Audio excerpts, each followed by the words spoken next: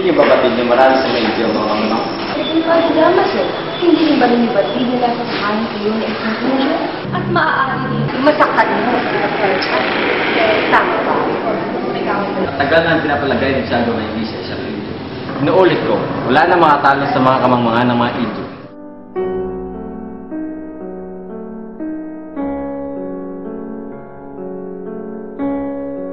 Mga kaibigan, ikinagagalak ko ipakilala sa inyo ang dahilan ng pagsasalong ito.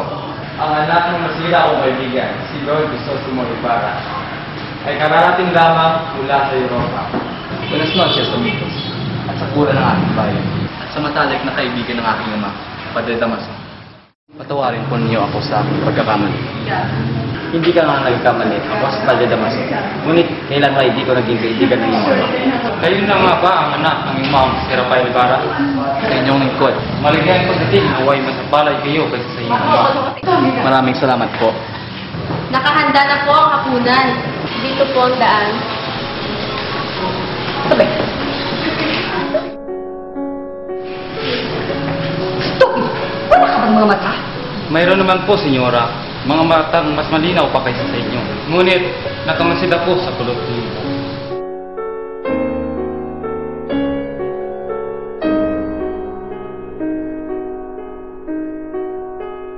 Senyor Ibarra, sa halos 7 taon niyong pamamalagi sa ibang bansa, anong pinakamalaking bagay ang natutunan ninyo? Ang matutunan ko ang kasaysayan, nalaman ko ang kalayaan o ang pagkaalipin ng isang bansa, ang nagigita ng kasaganahan o paghika ng suto. Nagawa mong gusto yun ng iyong yaman para lamang dyan? Sa kambulag. Kahit bata, alam mo yan. Nagpapasalamat ako at palagay ang loob ng dating kura sa akin. Naway, pagpakunin ninyo ako. Pagkagaling ko lamang sa mahabang biyahe at may asikasuhan pa ako bukas para sa Espanya at Pilipinas. Huwag ka muna umalis. Darating pa si Maria Clara. Bibisitahin ko po siya bukas. Sa ngayon ay may importante pa akong gagawin. Nakita na ninyo, ganyan mga kabataan pinapadala sa Europa. Nagiging mayabang at pagmataas. Kaya nararapat lamang talagang ipagbabawal ang mga pagpapadala ng mga kabataan sa Europa.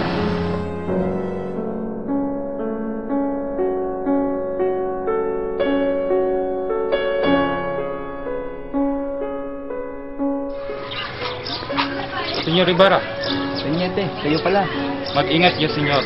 At maging aral sana sa inyo ang nangyari sa iyong ama. Tila may nalalaman kayo sa pagkamatay ng aking ama. Wala ba kayong nalalaman? Sa pagkakaalam ko, namatay ang iyong ama sa loob ng bilangguan. Sa bilangguan? Hindi po kayo nagkakamali lamang? Hindi ako nangamaring kamali. Ang iyong ama ay namatay sa loob ng bilangguan. Si Rafael Ibarra ay pinagbintangang irehe at filibustero ni Padre Damaso. Maaari niyo pa pong sabihin sa akin buong pangyayari. Bakit po siya nakulong? Noon ay may isang kastilang mangmang at masamaang ugali na naging isang kolektor ng buwis. Nang siya'y nangungulikta, minsan siya ay napagkakatuwa ng mga bata. Everyone! Ba't hindi siya marunong magsulat? Para saan wala ko yan? Tigilan niyo ako! Baka na magawa ko sa inyo! Ano sabi niyo? Ano sabi mo? Nagbibiro lamang po ako! Bitawan mo sila! Sa kasamang palad, ay ilang minuto lamang at namatay ang kolektor. Dahil dito, hinuli ang iyong ama at kinulong. Itinakwil ng lahat at pinagbintangan ng kung ano-ano. Dahil sa bigoang makalaya, nasira ang kanyang kalusugan at sa bilangguan na namatay. Kaya pala sa akin sinabi ni Kapitán Tiago ang dahilan. Ama ko. Bakit kaya wala pa siya?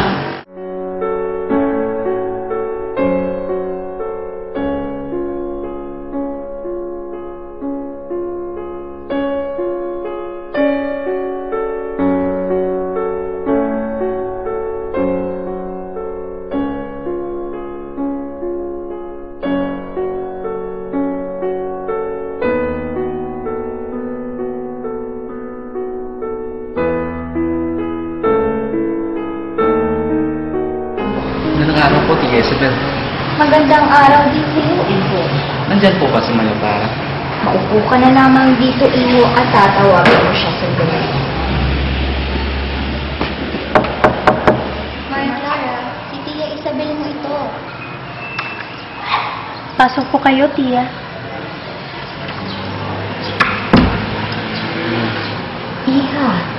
nandyan si Crisostomo? Paghihintayin mo ko ba siya? Hindi na po, Tia.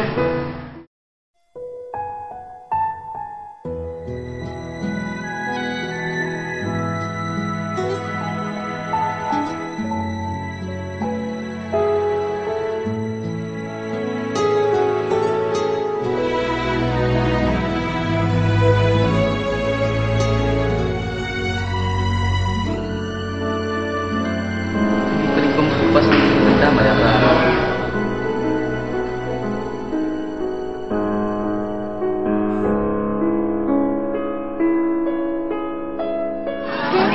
Nakapunta ka lamang sa Europa, sumamit na ang iyong mga salita. Marahil, maraming magagandang babae sa ibang bansa ang nahulog sa pagbobola mo. Mahal ko, alam mo bang ako ay isang palad ng nilalang? Mapalad? Bakit? Dahil sa mga babae mo? Mapalad dahil ipinagpasya ng ating mga magulang na ikasal ako sa pinakamagandang babae na ngayon ay nasa aking harapan. Sus, binola pa ako. Labis ako nangungulila sa iyo, Maria. Higit ako ng ulila kay Sostomo. Tawarin mo ako kung ako yung magpapaalam na kailangan ko nang umuwi sa San Diego na ibukas ay araw ng mga patay. Hanggang sa muli, mahal ko. Sandali.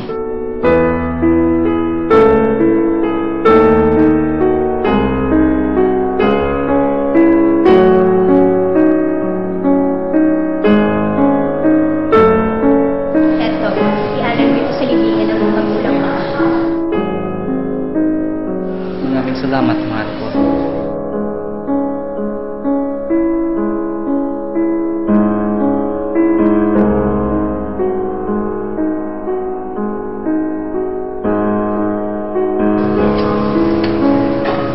Mag-iingat ka, mahal kong Crisostomo.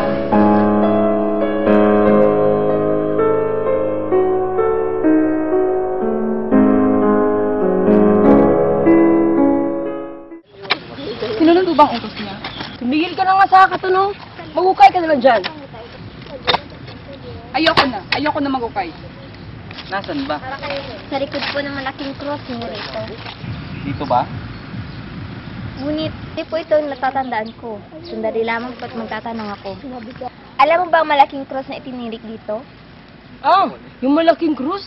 Sinunog ko na yun. Bakit mo ginawa iyon? Napagutusan lamang ako ng malaking kura. At anong ginawa mo sa bangkay? Sinabi sa akin ng malaking kura ang dalhin ko raw ito sa libingan ng mga incheck. At ginawa mo naman? Huwag po kayo magalit, senyor. Masyadong mabigat ang bangkay. At umulan pa ng mga gabing iyon. Kaya, tinapon ko na lang sa ilog. Tinapon? Isang kabaliwan ang iyong ginawa.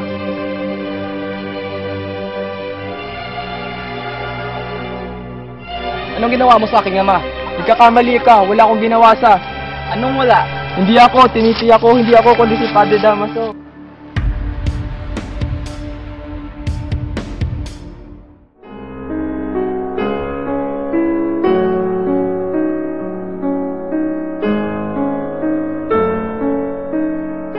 Magpahinga na muna tayo, Crispin. Tara, kuya, napapagod na.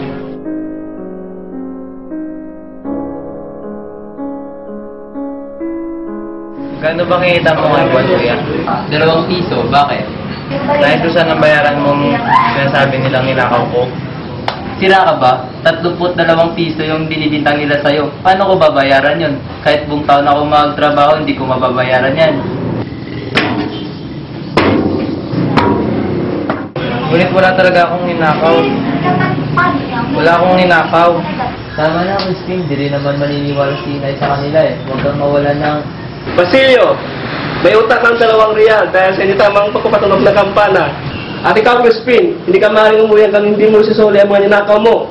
Ngunit wala po talaga akong ninakaw. Magsisinungaling ka pa? Wag! Wag!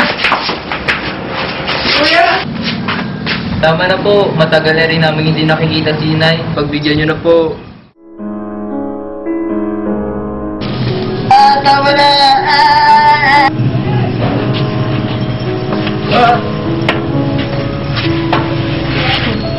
Kuya, tulungan mo ko! Papalainin ako!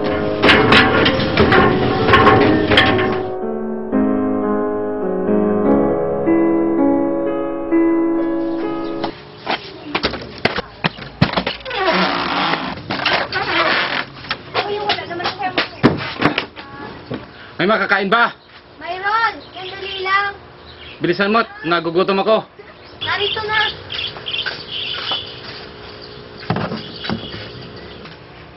Wala nang natira? Bakit? May reklamo? Wala naman. Teka, sana pala yung mga anak mo? Nasa kumbento, pero pauwi na sila. Sandali lang! Hindi mo ba hihintayin ang mga anak mo? Inuutosan mo ba ako? Alis ako kailan ko gusto. Kawawang mga anak ko. Pag-aain ko na sila ulit.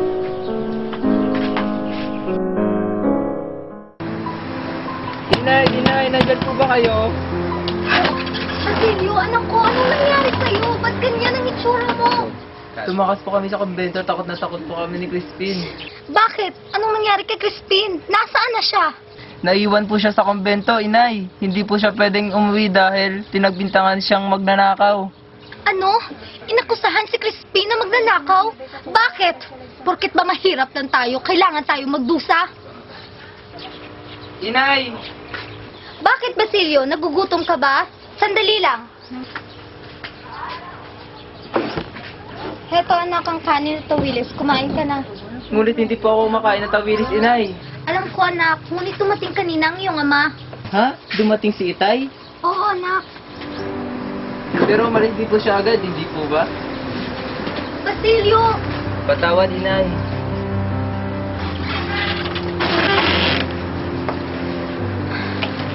Diyos ko. Anong gagawin ko? Para saan yan, Ale? Para sa Kura. Nais ko siyang makausap. May sakit ang Kura ngayon. Tungkol saan ba ito? Hindi pa kasi umuwi ang aking anak na si Christine. Christine? Kung gano'n, ikaw yung ina ng magnanakaw. Abay, pagtapos magnakaw ito ay umalis agad. Inutusan pa nga ako ng Cora na pumunta sa kwartel at magsumbong. Sa katunayan ay papunta ng Guardia Civil sa iyong tahanan upang hulihin ang iyong anak na magnanakaw. Hindi! Hindi magnanakaw ang anak ko! Hoy! Ina na magnanakaw! Huwag mong iyakan ang mga anak mo! Wala kang mapapalan sa kanila dahil nagmana sila sa kanilang ama! Hindi totoo yan!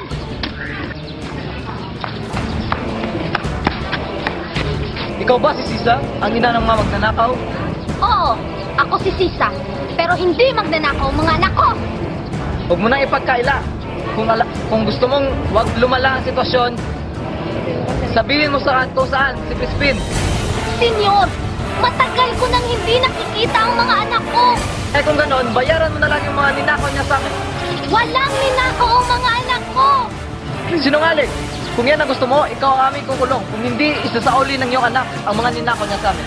Pero wala silang ninanakaw. Maawa kayo, senyor. Huwag niyo akong ikulong. Eh kung ganoon, ikaw ang ikukulong namin. Iwan mo ako, senyor. Iwan mo ako. Kasalanan niya ng Kura. Pakawalan niyo siya at huwag nang gambalain pa. Kung gusto ng Kura na makuha ang kanyang mga ginto, manalangin siya kay San Antonio. Anak! Crispin! Basilio! Ano ito? Damit to ng anak ko! Bakit may dugo? May sugat pa si Basilio? Anong nangyari sa anak ko? Dugo?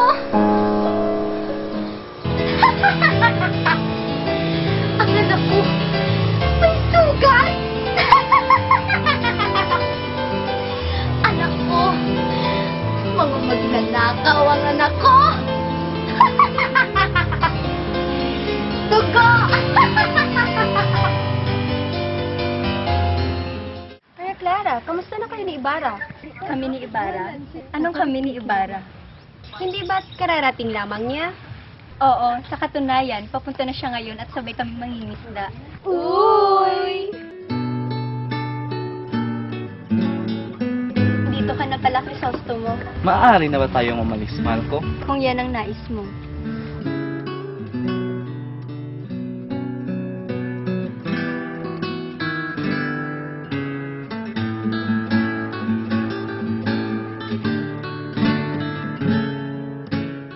Senyorita Maria Clara, saan po inyo gustong pumunta? Sa palaisdaan ng aking ama. Malayo pa ba? Nako, hindi po. Ilang sandali lang po at makakarating na rin tayo dun. Ano yun? Marahil ay kahoy lamang po. Ah, kahoy lamang pala. Kahoy pa rin ba yun? Sandali lamang po at titingnan ko. Isang buwaya! May buwaya! Buwaya? Kaya pala nauubos ng mga isda sa ilog na ito. Kailangan mamamatay ang buwaya na yan. Isosto mo! Nanganganib ang buhay niya! Ililigtas ko siya. Ibarra! Nasaan na sila? Baka kung ano nang nangyari sa kanila. Ligtas sila! Kaya ligtas sila! Maraming salamat po sa pagligtas niyo sa buhay ko, Senyor Ibarra. Balang araw, sa panahong kailangan niyo ng tulong, nakahanda po akong tumulong sa inyo. Isa kang tunay na bayani, Ibarra. Mabuhay ka!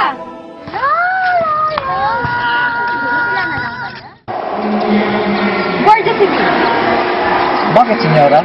hindi mo kumakanta. Ito po, yung baliw. Dalhin mo siya rin. Masusunod po, senyora.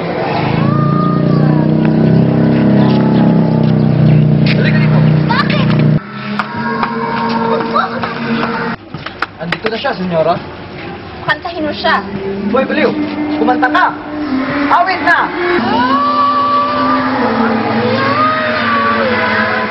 Magaling, Guardia Civil. Ngayon ay makakalis ka na. Hoy, baliw! Baliw? Sinong baliw? Baliw! Sumayaw ka. Gayahin mo ko. Ganito. Sumasayang matandang baliw. Hindi akong baliw. Ikaw. Ikaw ang baliw. Ako? Ako ang baliw? Oo. Ikaw nga at inuutusan kitang sumayaw. Ayoko! Ayokong sumayaw. Baliw lang ang sumasayaw. Aray! Aray! Aray! Ano ba itong ginagawa mo? Bitiwan mo nga ako. Tuturuan ko lang ng leksyon ng baliw na to. Sinigil ka nga, hindi ka na naawa. Oh, Crispin? Basilio? Mga anak ko? Mga Guardia Civil, bihisan niyo ang babaeng ito at tumutin niyo. Bukas, ihatid niyo sa tanahanan ng Kristoso Ibarra. O, Doña Victorina, kayo pala. Magandang araw, Pasensya.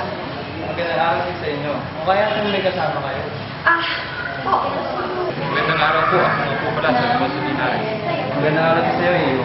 Kumusta nga pala si Maria Clara? Wala pa rin pababago, Don Tiburcio.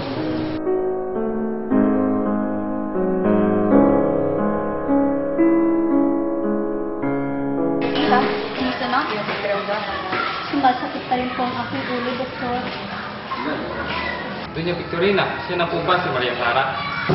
Oo, Alfonso. Tunay po talagang napakaganda niyo.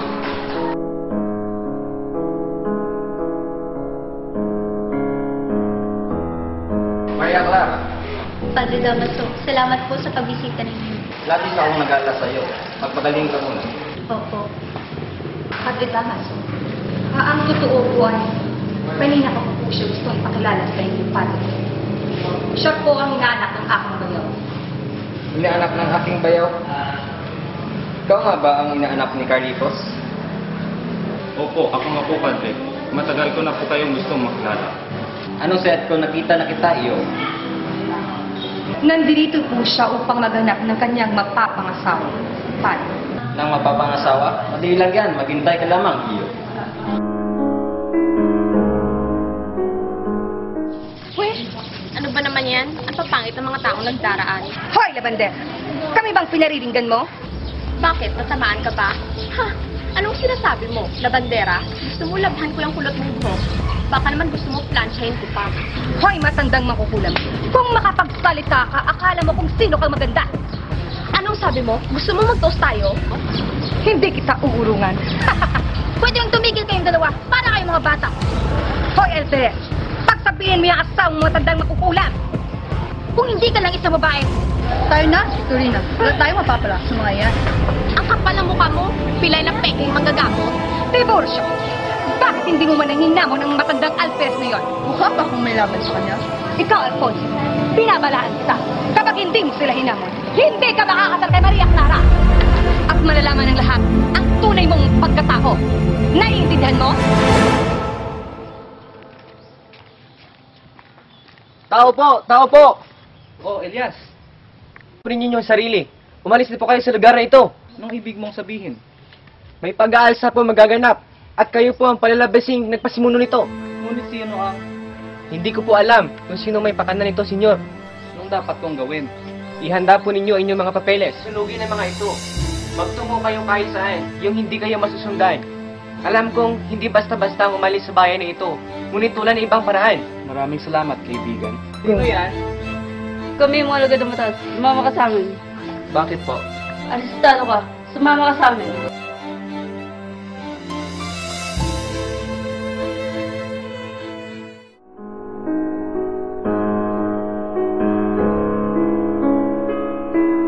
Crisostomo?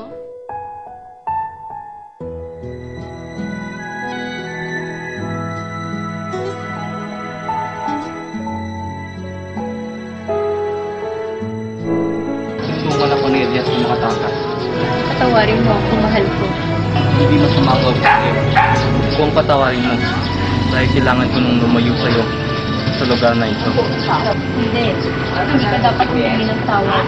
Dahil nasisiguro ko, mag-aalinlangan ka sa akin kapag nalaman mo. Alaman ko nga.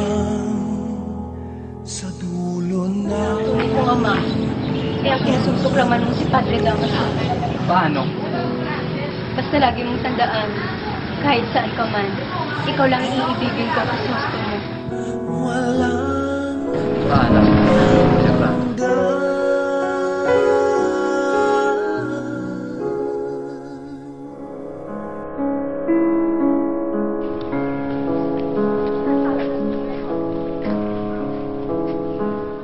Elias, saan ba tayo tungo?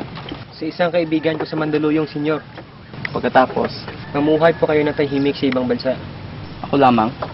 Bakit di mo ko samahan magturingan tayo magkapatid? Para saan pa? Para makabawi ako sa kasalanan ng aking maninuno sa iyong pamilya at sa lahat ng tulong mo. May paparating. Magtago kayo. Marunong po ba kayong sumagwan? Oo naman. Iligtas mo inyong sarili. Ililigaw ko sila. Huwag, Elias. Labanan natin sila. Magkita tayo sa Noche Buena sa tabi ng puntod ng inyong ito. Hindi. Hindi ito maaari. Mahal ko. Anong nangyari sa iyo, anak ko? Masaya na po ba kayo? Anong ibig mong sabihin? Wala na siya. Wala na si Crisostomo. Patay na ang taong mahal ko. Ngunit, Tanging si Ibarra lang ang mahal ko. Wala nang iba. Hindi ko mahal si Alfonso. Hindi ako magpapakasal sa kanya. Kung itutuloy niyo ang pagpapakasal sa amin, magpapakamatay ako. patawarin mo ako, anak. Patawarin mo ako. Kung nahimas ako sa buhay niyo ni Ibarra, patawad, anak ko. Magmumongha na lamang ako. Kung yan ay iyong kagustuhan.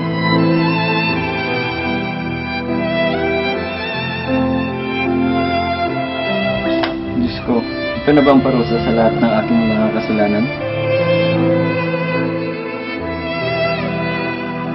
Anak, inis ka sa iyong ina. Tulong, pakainin kita, anak.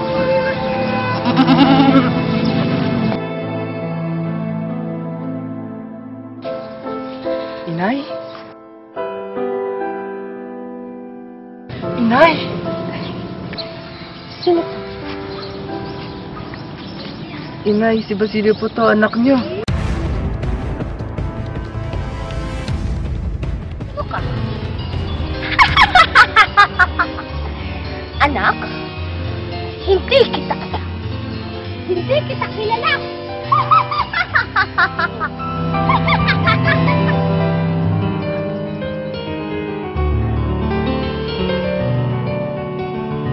Inay, huwag kang matakot. Ako to si Basilio, anak mo. Basilio, anak ko? Inay! Ay, Inay! Inay!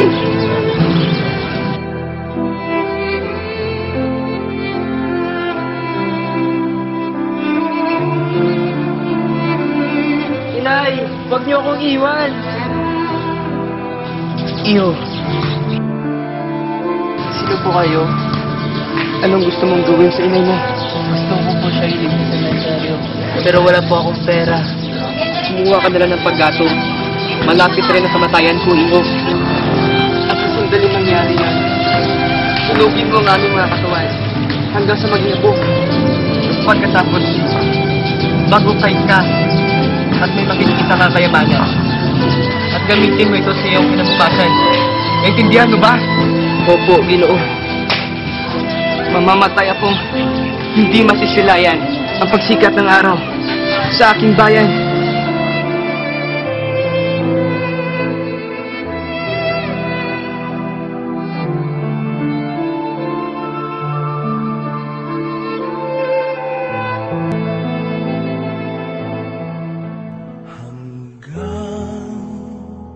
Sa dulo ng walang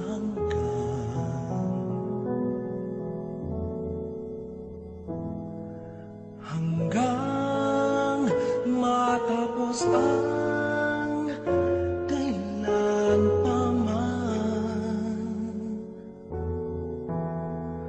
Ikaw ang siyang mamahalin